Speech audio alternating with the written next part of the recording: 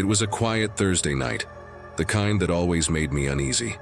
The silence of the city after midnight felt wrong, like the calm before the storm.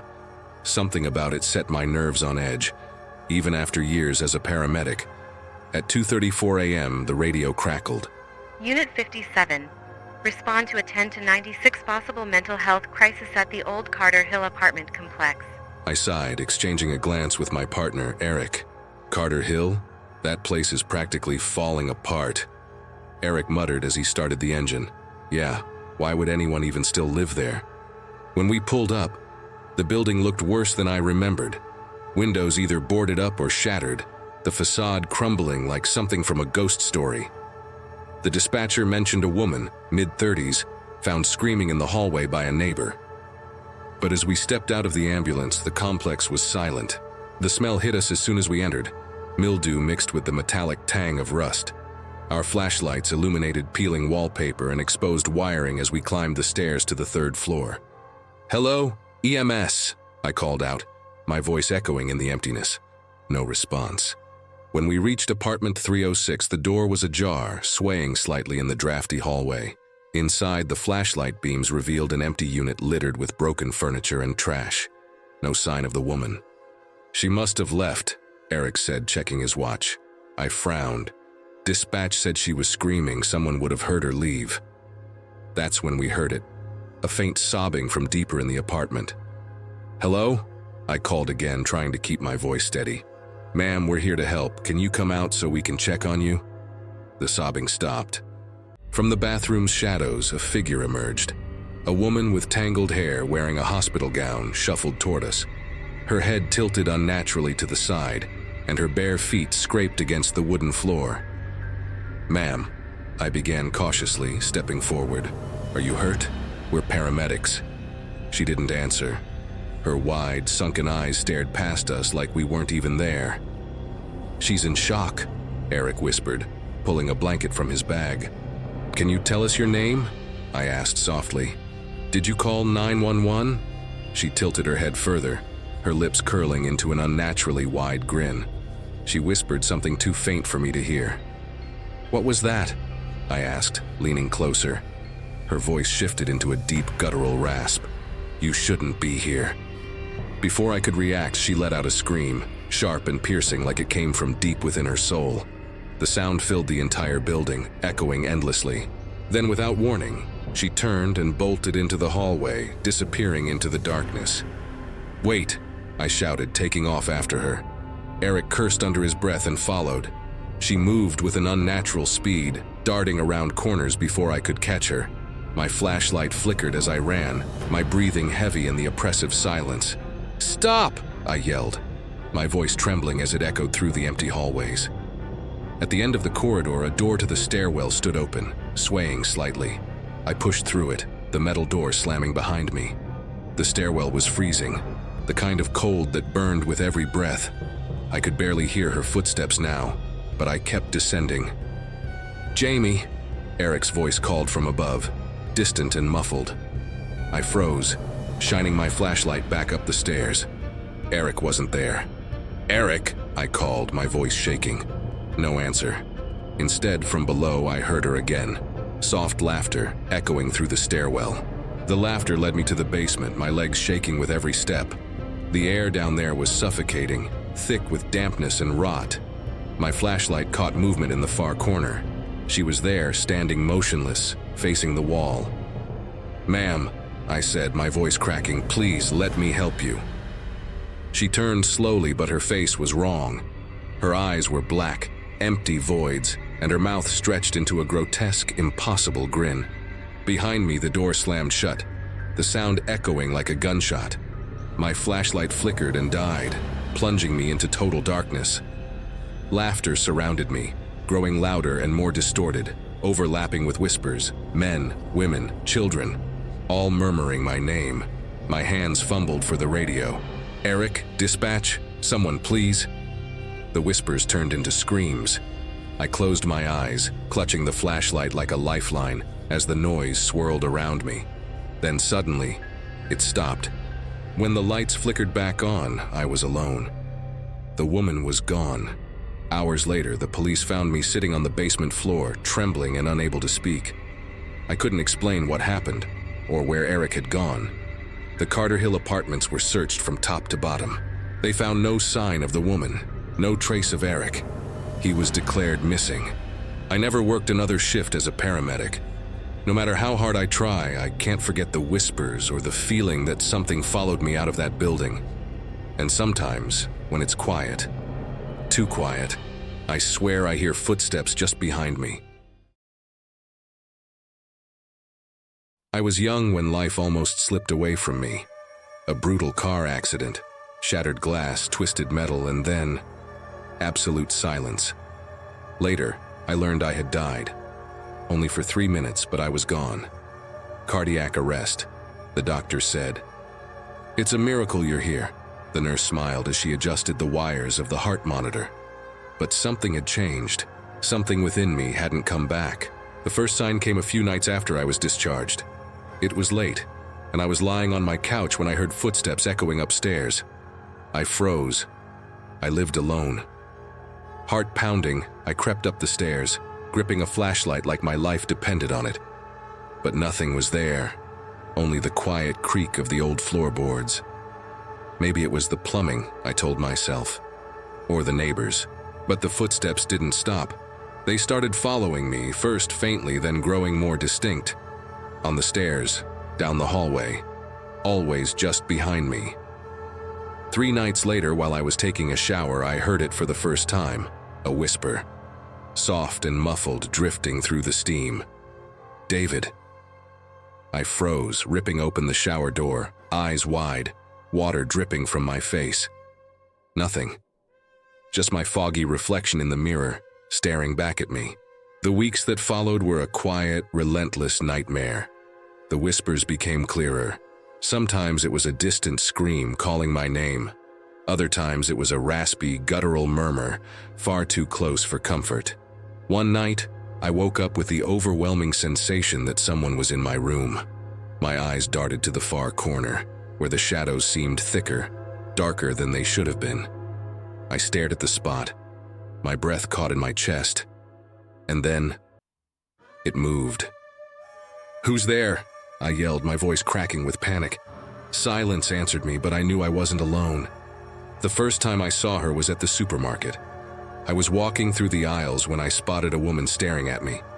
Her hair was long, her eyes deep and hollow, her face oddly familiar.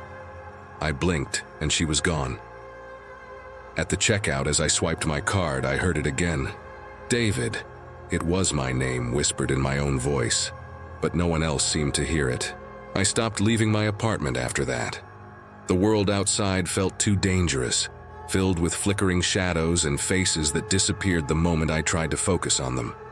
I needed answers. I went back to the hospital to learn what had happened during those 3 minutes I was gone. Maybe the doctors had left something out. When I explained what I was experiencing, one of the nurses hesitated. She avoided my eyes as she spoke.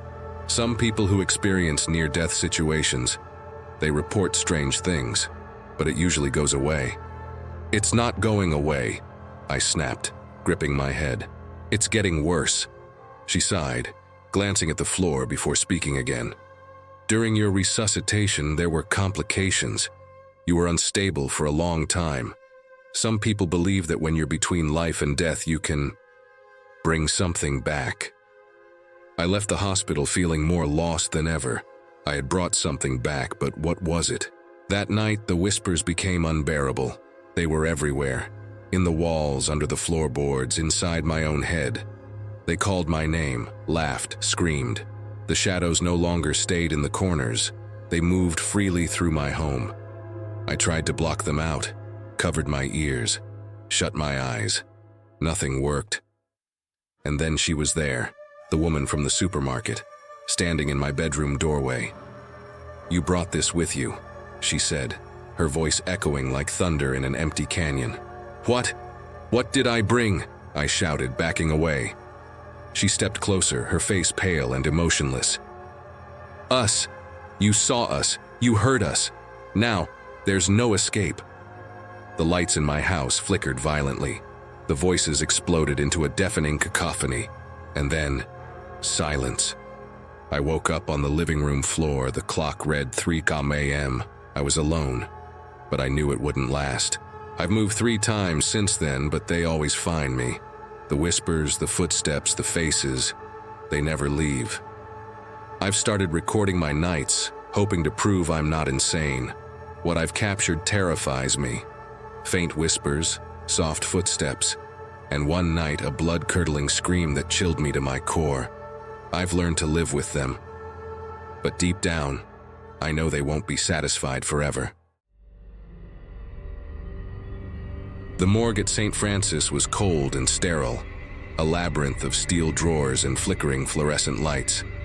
For me, Sam Carter, a forensic technician, it wasn't just a workplace, it was a refuge. After a messy divorce and years estranged from my family, the morgue's silence was the only solace I had left. But that night, something about the silence felt wrong. It was close to midnight, and I was alone. My colleague had left early, leaving me with just one task: process a body that had arrived earlier that afternoon. It was an unidentified man found in a shallow grave on the outskirts of town. No ID, no distinguishing features, just pale, lifeless skin like a blank canvas. The tag on his toe read, Drawer 13. Under the harsh glare of the overhead lights, I pulled the body out of the drawer. He was tall, with a gaunt face frozen in an expression of terror. His eyes were closed, but his mouth hung open as if mid-scream. I prepped the instruments for the autopsy when a faint sound made me freeze. Thump, a soft knock like something tapping metal. I turned toward the noise. It was coming from drawer 13, but it was empty now. Frowning, I walked over and pushed the drawer shut, the metallic clang echoing through the room. Returning to the autopsy table, I noticed something strange. The corpse's hands, which had been neatly folded across his chest, now hung limply over the sides. I stared at him, my heart pounding. "I'm just imagining things," I muttered, forcing myself to look away. But as I turned back to the instruments, I felt it, that unmistakable sensation of being watched. I finished my shift without further incidents, but the unease followed me home. I couldn't shake the feeling that something wasn't right. The next night, the atmosphere in the morgue was different, heavier, darker. Around 3 a.m., I was reviewing reports when the lights began to flicker. The familiar hum of the fluorescents grew distorted, louder, almost like a low growl. Then it happened again. Bang, a sharp metallic sound. This time it came from inside drawer 13. My pulse raced as I approached. "Is someone there?" I called out, my voice trembling. Hesitating, I pulled the drawer open. It was empty, just cold steel and the faint smell of formaldehyde. I exhaled, trying to convince myself it was just the old building settling. But as I turned to walk away, a whisper stopped me dead in my tracks. "Sam." It was faint but unmistakable, a voice, raspy, hollow, coming from behind me. I spun around, but the room was empty. Unable to ignore the strange occurrences, I dug into the file on the unidentified man. The police report was brief but unsettling. The body had been discovered in a wooded area notorious for its dark history. Rumors of occult rituals, disappearances, and unexplained phenomena. Witnesses reported strange lights and eerie sounds near the site the night the body was found. But what made my stomach churn was a handwritten note at the bottom of the report. "The subject's eyes must remain closed. Do not open them under any circumstances." I rushed to check the body. It was still on the autopsy table, its face covered by a sheet. Carefully, I pulled the sheet back, holding my breath. The eyes were closed. Relieved, I began to step away until the eyelids twitched. At 3:15 a.m., the morgue erupted into chaos. The lights flickered wildly, plunging the room into flashes of darkness. The steel drawers began to rattle violently, as if something inside them was trying to break free. I stumbled back from the body, my hands shaking. Suddenly, the corpse's eyes snapped open, cloudy, milky orbs staring into nothing. His mouth stretched open, wider than seemed humanly possible.